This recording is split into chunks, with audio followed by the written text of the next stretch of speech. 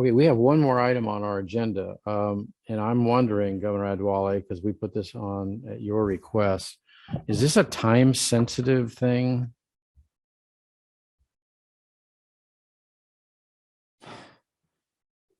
No, I'm serious. Is it a time sense? I mean, is there like a deadline? Are you worried that if people don't sign off on this thing that somehow? It is because they have to make the decision soon. Yes, but you might. Oh, sorry. It is Mr. President. It is because it has to go. The packet have to go in for the decision to be made. But if you want to defy it, it's totally up to you. Well, the trouble is we don't have another meeting until unless we call a special meeting. We don't have another meeting until September. That's why I think if it's possible for us to table it today and move with it, I'll be glad. But if it's not, if you want to defy it, that means we would not join in sending this up. Well, I'm just wondering, I hate to cut the discussion off on that whole thing, but it is 5 o'clock, 5:01 to be exact, and we're supposed to adjourn at 5. And I'm just wondering if there's another way to do what you want to do that doesn't require the board as a board to, because nobody else signed off on this as a board, did they? It was just individuals. I would really, we still have ethos meetings tomorrow. If we want to have that discussions early in the morning before we proceed, but I would like a decision on this. Okay, we'll give you 10 minutes, Governor Adewale. Thank you. Including discussion time, so. Okay, you have in the packets a recommendation for an opportunity for us, for the Washington State Bar Association to be able to sign off on this petition. And we've done the risk analysis, I believe, I believe the General Counsel did an analysis and they find out that we can actually do this and the risk is low. So I'm urging that because it imparts the ability of judges to be able to make an impact on justice, to be able to go back into the community and help the community. That's why, because it speaks to that issue. And when you look at the other ramifications of judges being able, if I work in a big law firm, I can have my board, I can have a billboard out talking about, bring this to me, bring all that to me, and then I run for a judge, nobody will say anything. But if a non-profit organization like Seattle Community College asks me to donate sometimes and talk to students and do all of that, and then they raise a billboard about that, then it becomes a problem. That is why this is coming up, is part of our job to continue to defend the independence of the judiciary and for them and for judges to be able to make an impact on the next generation of lawyers that are going to come out of these community colleges, that are going to, especially the story of the judge involved is very riveting. And I would urge that we vote yes on this. Yeah, I have 3 people with their hands up. Governor McBride, followed by Governor Williams-Ruth, followed by our Chief Disciplinary Counsel, Doug Endy. It looks like he's back home and safe and sound. Well, thank you, Mr. President. I was going to say that Doug and I had spoke, but I'll let him speak for himself. I took a look at this, and I have some concern with a big part of it, and I want to explain why. So, the Bar Association is a regulatory agency, and we will require attorneys sometimes to defend themselves from complaints. Sometimes during the process, we'll exonerate them. Sometimes that'll happen on appeal. The Commission on Judicial Conduct does that same function for judges, and they can make a mistake just like we can make a mistake, and it can be overturned on appeal. And that's what happened here. And with the little bit I know about this case, this billboard, this bus billboard, and this Superior Court judge in King County, I actually think they probably did make a mistake. I also believe that the members of that Judicial Conduct Commission, the majority of the votes, which were judges, active judges, appellate, superior court, district, community court judges, believed they were protecting the public perception of whether the judiciary is fair and impartial. And I believe that to be true as well. If all this was us saying, we think you made a mistake on this case, they did what the least they can do, an admonishment of the judge, I'd be okay with that. I would be okay with that. But this resolution calls for us to support this May 31st letter. And if you look at that letter, it's got 3 big procedural changes. It gives legal advice on how to interpret Rule 1.3. It tells the Commission on Judicial Conduct not to consider the canons, which is an interesting thing to say. And then it says they shouldn't be a unitary commission, which is a pretty big deal about changing your structure from what it is. It also has 5 more additional recommendations that speak to things like paying legal fees, a number of other items. And that's the part where the resolution calls for us to support the letter and the recommendations in the letter. And I'm not sure all these things are good ideas. If this was a criticism of our decision with an attorney discipline case that Supreme Court overturned, I'd want the Commission of Judicial Conduct to contact us and ask us about the practicality of the changes we're recommending. We've gone through this with the Tara Simmons case where we've been overturned with the Supreme Court. And so I just think that's the step too far. You're not just voting that you don't like the admonishment that went to this judge. You're also saying you support all these changes. And the exchanges, at a minimum, there's 8 substantial changes. And I'm not sure or at the least I know I want a little more information before I'd want to put the name of the bar onto it or my own name. So, if we want to separate the motion to, we think you are a little too aggressive in trying to keep judges out of any type of harm's way, I probably agree with that on the facts of this case, even though I hesitate that I know them as well as maybe I should to make that decision. But the rest of it, how many of you are willing to say right now that I think all 8 of those changes are the right changes for the Commission on Judicial Conduct? But that's what you're being asked to say if we vote on it today. So, and Francis, I'm sorry this was kind of a surprise, but I didn't really spend the time on it until lunch today. So I will respond to that after everyone. Okay, we got Governor Williams Ruth and Chief Disciplinary Counsel Indy, and got about 3-4 minutes left. And I'll make it real brief to say that, again, I was just putting this in the eyes of the Character and Fitness Board. And sometimes the most well-intended volunteers get it wrong.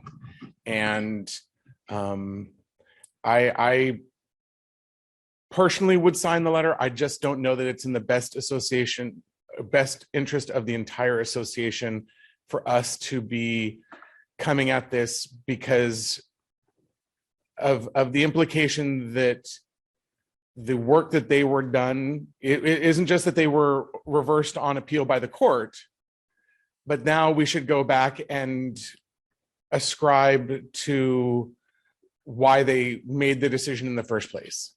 And I think that becomes a slippery slope, and that there's a different place and process for making those changes and not signing on. So thank you. Chief Disciplinary Counsel Indy. Oh, got to turn on your mic. Still can't hear you.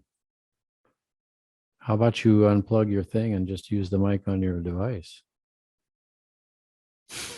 How's that? Perfect. Great. Sorry about that. So I've wasted part of my time fooling around with technology. I want to welcome to the club. Indeed. I'm not going to go on at length.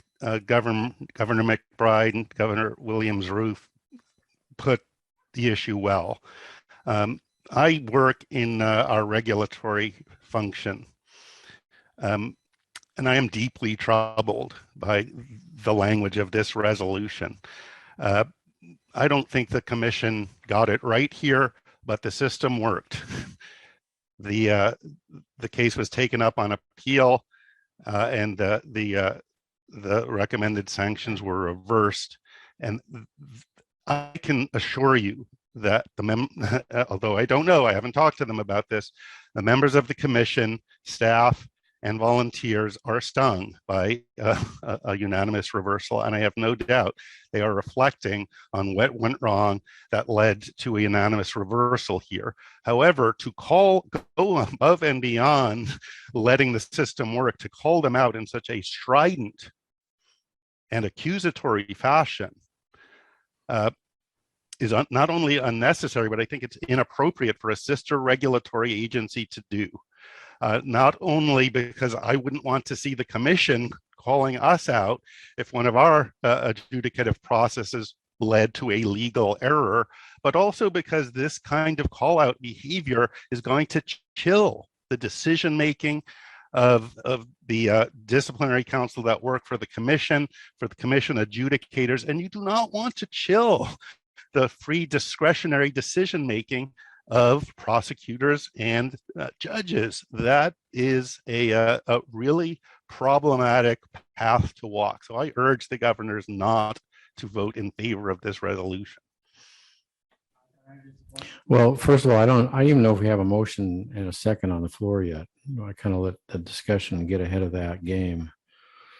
Governor Stevens.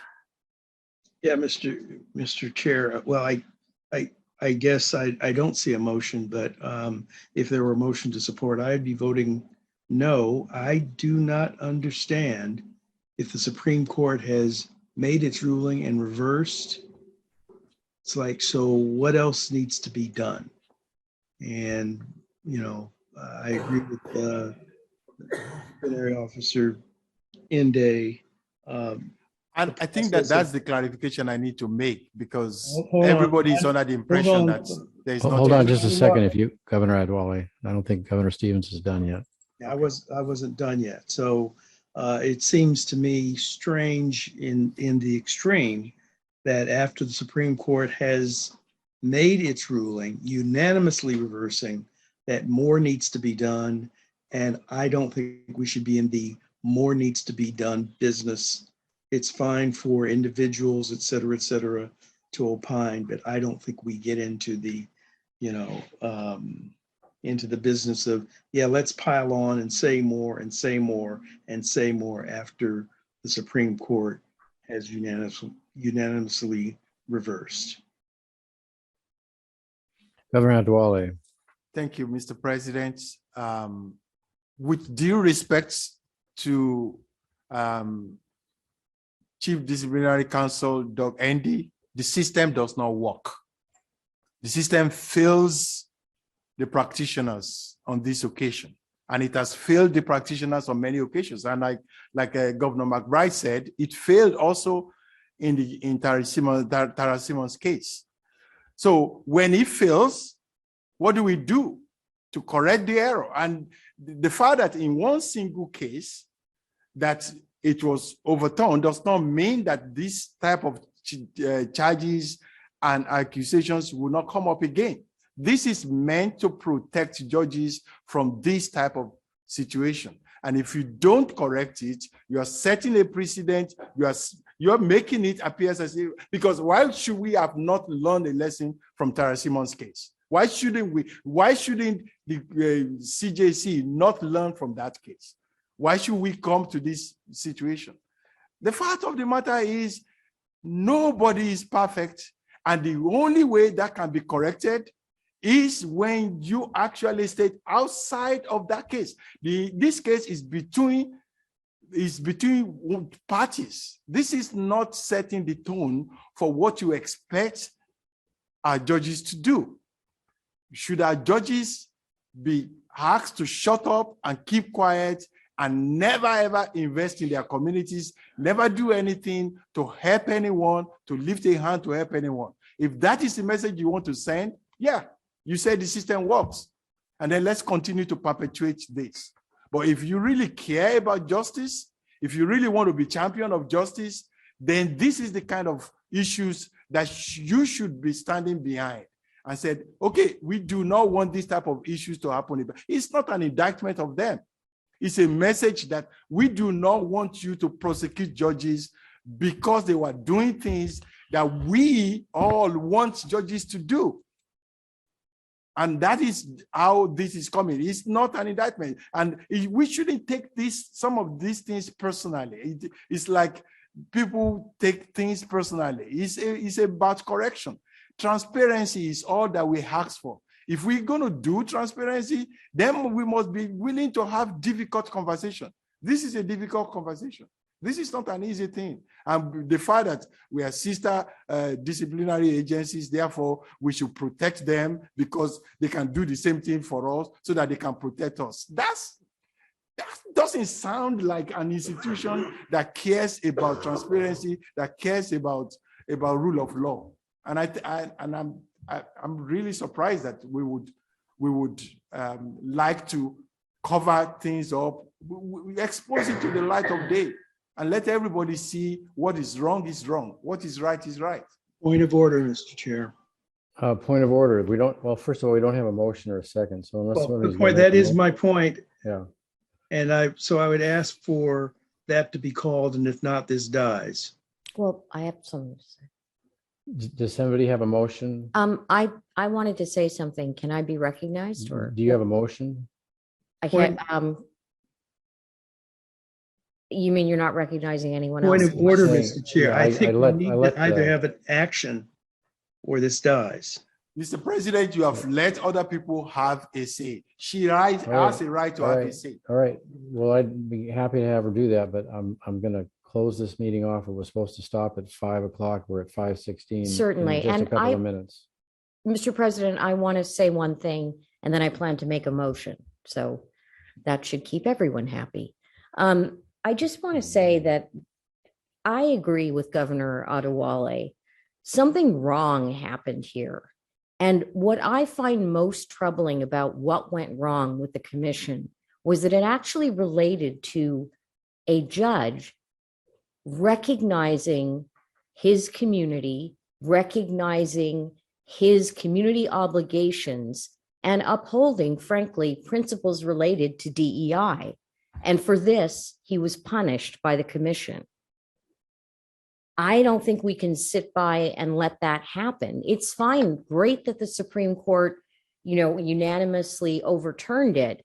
But my concern is the commission will keep doing these things if people don't speak up. And who are the people who are supposed to speak up? It's us. So I'm going to make a motion to approve that And we I sign off second. on this letter. And I second, and we can proceed to vote if that is what we desire. Let it be on the I've got record. Governor McBride. Thank you, Mr. President. I don't want to leave it out there that somehow being concerned about judges as advocates is somehow contrary to the rule of law. I see it exactly the opposite. If we are a rule of law state and country, judges have to be fair and impartial, and judges seen as advocates either have an actual conflict or perceived conflict. And perceived conflicts are a big deal as well. Is the perception of whether the election was fair or not, or stolen or not, isn't that an important issue? And so how we resolve the most difficult issues in our society is taking them into a courtroom. And we all get the privilege of working for that. And then we trust the judge is going to call the shot based on the facts of the law. Well, that trust isn't there if the judge is perceived as having an agenda. And it's easy to think this is fine when you agree with what the judge's advocacy is. But that's not the point. Somebody else doesn't. And so this is why I think this is dangerous. I just think this is wrong to act like the side of virtue is to want to allow courts to do more. And I don't think this judge did anything wrong. I think it was a tight call. I think actually, if the commission could do a private admonishment, they would have. That was one of the recommendations of one of the dissenting opinions. They don't have that option. That's not in this letter. I might have voted to support that you can do a private admonishment on a minor thing as opposed to something public. But I'm not going to sit here and listen to an argument that being concerned about the perception of judicial fairness and objectivity is somehow being against something else.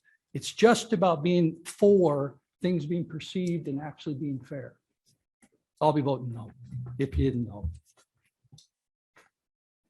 Are we ready to vote? We have a motion and a second. Executive Director, you want to read it again? Governor Angeville moved to approve signing off on the letter. And the second was from Governor Adwale. Okay, Governor Abell, No. Governor Adwale, Yes. Governor Angeville, Yes. Governor Boyd, No. Governor Clark, No.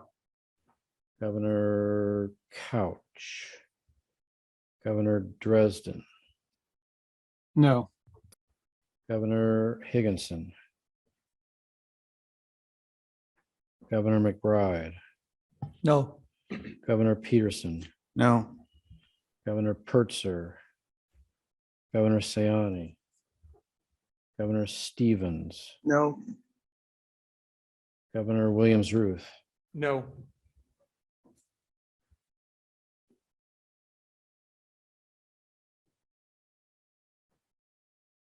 got 2 yeses, 8 nos, rest not voting.